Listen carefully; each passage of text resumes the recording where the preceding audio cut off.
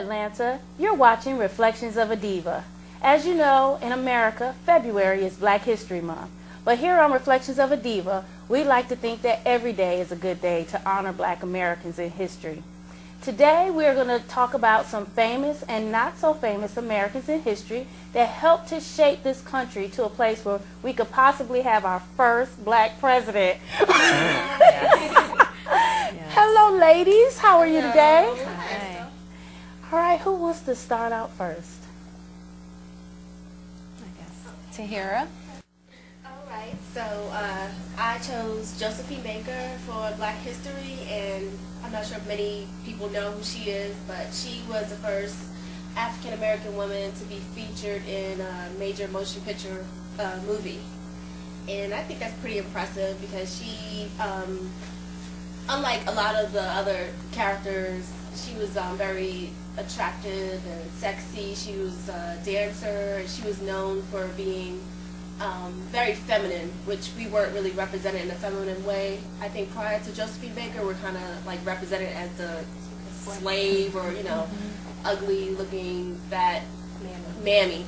So she kind of made Black women more feminine and more attractive, and I think that's something to be noticed, to be recognized, especially today when we have so many beautiful Black women in film and on TV. Well, Josephine Baker, she kind of started it off. It started it off. Wow, interesting. And as what she did for civil rights, she refused to perform for segregated audiences, so that was pretty impressive. I think she definitely made a lot of contributions to Black history by standing up for her beliefs, and she just made sure that she was respected. She didn't perform for like venues where they wouldn't allow her to use the same facilities and things like that. So that's my contribution. Wonderful. That's a good one.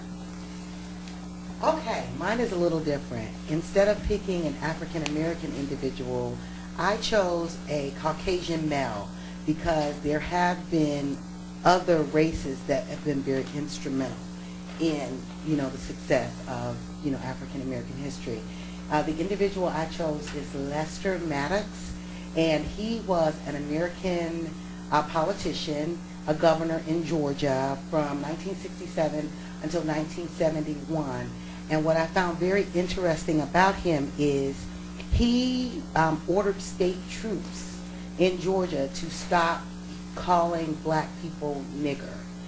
In addition, he named the first Black trooper in Georgia, and also named the first Black GBI individual. So I thought that was very interesting and commendable. And that again is Lester Maddox. Very good. That was great. Okay, so in doing my research for this show, I wanted to look at the unsung heroes, the unsung African-American heroes, because, you know, we all know about the people that are notable in history, but what about the people that have contributed to our society that we don't know about? And the person that I chose to highlight was a man, Dr. Henry Thomas Sampson, who is the person who actually is behind what we currently use today so readily. I'm on it all the time as I go to work and come home from work, and this is the way that I get in contact with my friends and close ones, and that's the cell phone. So who knew? I mean, I didn't know this. I didn't know that an African American was the person who really is the forefounder of the cell phone, something that is commonplace in our country and the world, really. Yes. So that is my person, Dr. Henry Thomas Sampson. Wow, interesting. That's great. Excellent. Gloria? Okay, the person I decided to discuss is one of my personal heroes, Miss Oprah Winfrey. Ooh.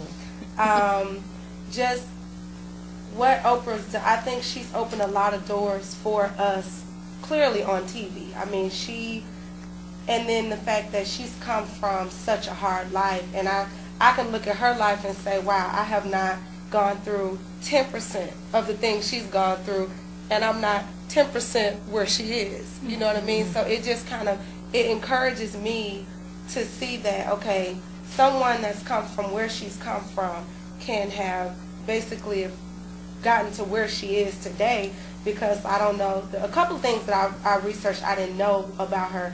I do remember hearing, but I didn't know exactly that she was, of course we all know she was raped as a child when she went to go live with her family. She was raped by a close family friend.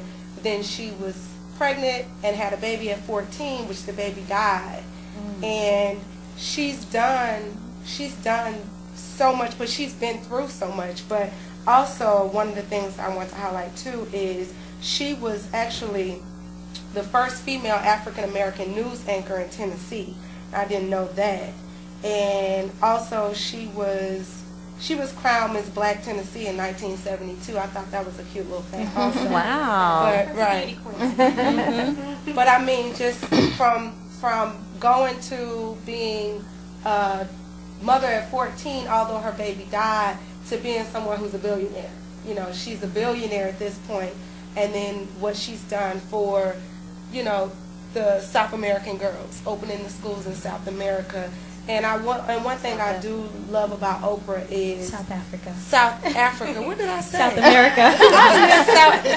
Sorry. And I was so sure I didn't know that. I meant South Africa. But also, you know, I think I've had actual debates because I love Oprah and I just don't like people to talk bad about Oprah. And I've had debates with people saying, well, she doesn't do anything for black people and all of this. But, you know,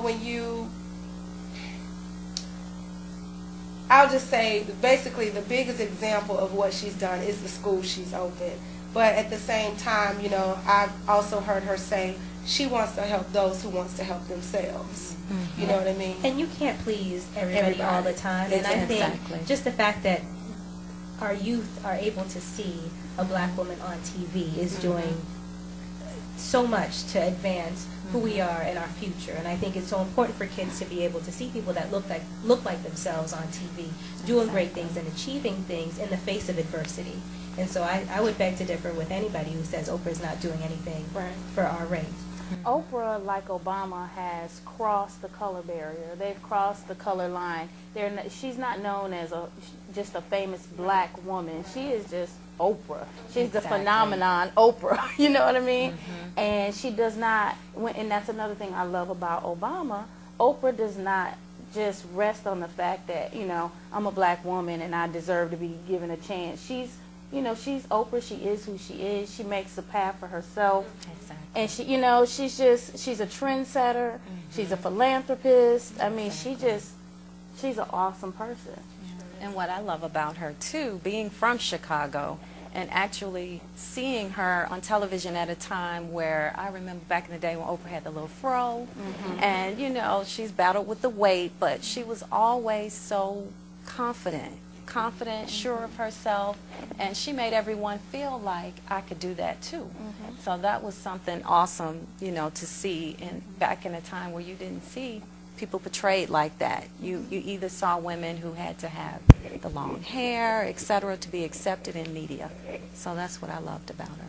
And you know, one more little thing that I saw is that her name was actually supposed to be Orpah, but it was pronounced, it was spelled wrong on her birth certificate.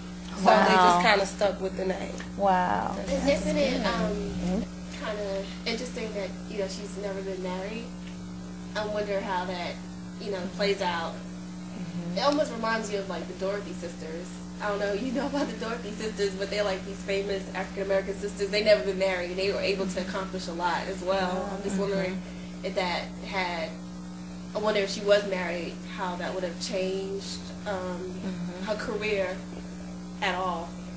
That's interesting. Yeah, so it's really interesting. That brings a question. Do you think African-American women that are striving to achieve and set trends, and can they have it all? Can they be married? Can they have the families and the children and still have wonderful careers? I think it's possible. I think it's possible, but I'm sure it'll be a lot harder. I mean, Oprah would not be